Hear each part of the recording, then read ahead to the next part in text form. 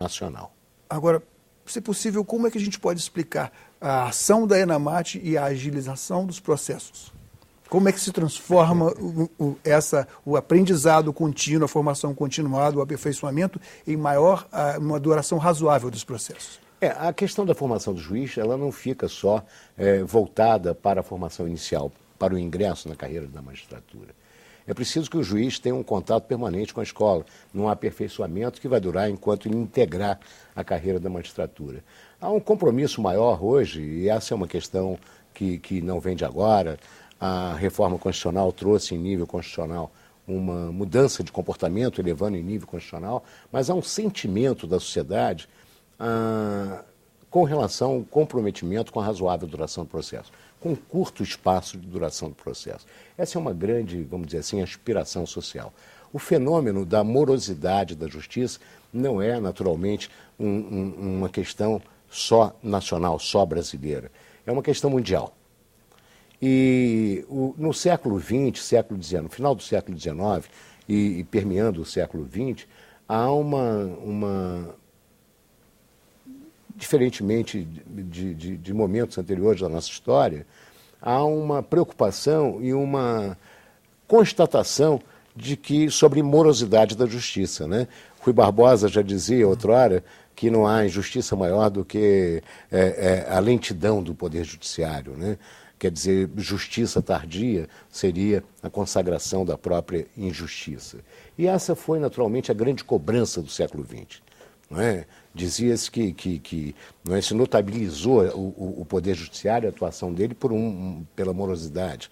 Frequentemente se dizia que uma ação judicial ela só seria realizada, né, a entrega do bem da vida, a definição do direito aos herdeiros e sucessores.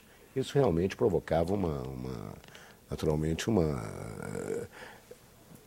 pouca afeição até ao próprio pronunciamento do Poder Judiciário.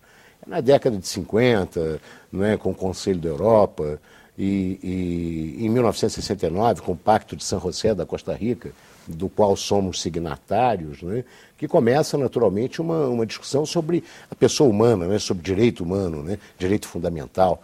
E essa questão resulta exatamente em todo o direito, o homem como o ser final de toda a atuação das instituições. E é paradoxal que a nossa legislação trabalhista primeiro surgiu da carta, inspirada na Carta del Lavoro, que é do período do fascismo na Itália, e foi adotada aqui a partir da ditadura de Vargas.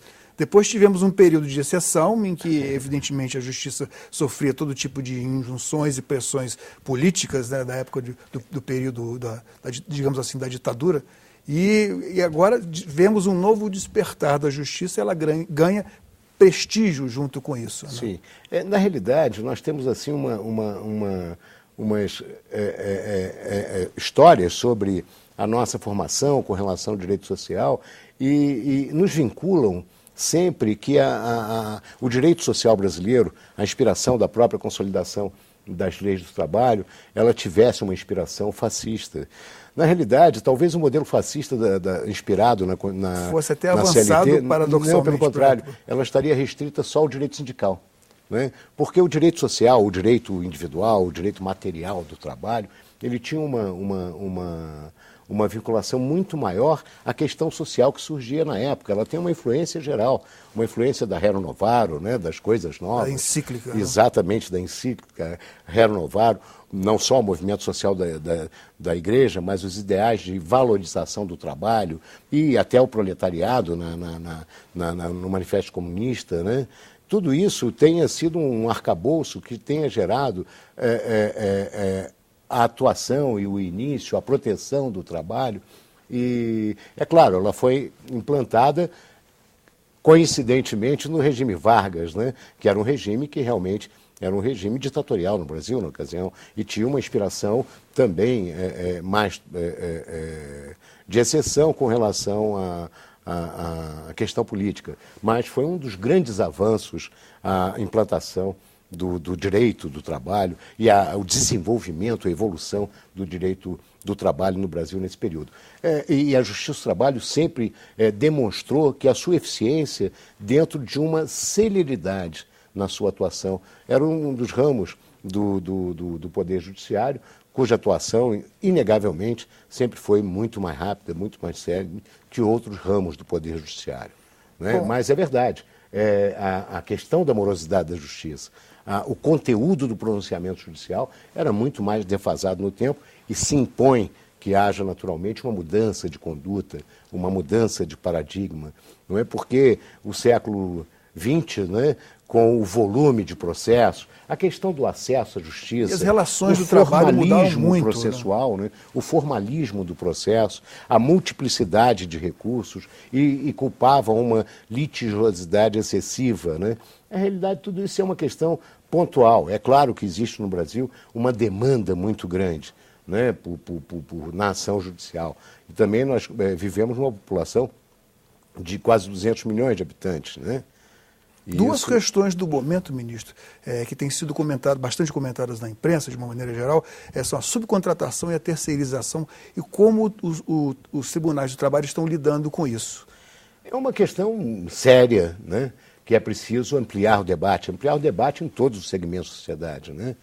E para isso é preciso que haja um compromisso, né, institucional, ações positivas do Poder Executivo, ações positivas do Poder Legislativo e ações positivas do próprio Poder Judiciário. Há uma lacuna muito grande com relação ao fenômeno da terceirização. Não é? A terceirização é um fenômeno econômico que, através do tempo, tem demonstrado que há uma necessidade de regulamentação, há uma lacuna legislativa muito grande no Brasil, em que o Poder Judiciário precisa definir. Não é? Definir a atuação, até que ponto vai os limites dessa terceirização. E a questão da terceirização é que é um fenômeno mundial. Não é? Então, é necessário que nós tenhamos a consciência de que a terceirização, pelo aspecto econômico, enfim, pela atividade especializada, pela especialização, não pode ser substitutiva de algo chamado precarização. Exatamente.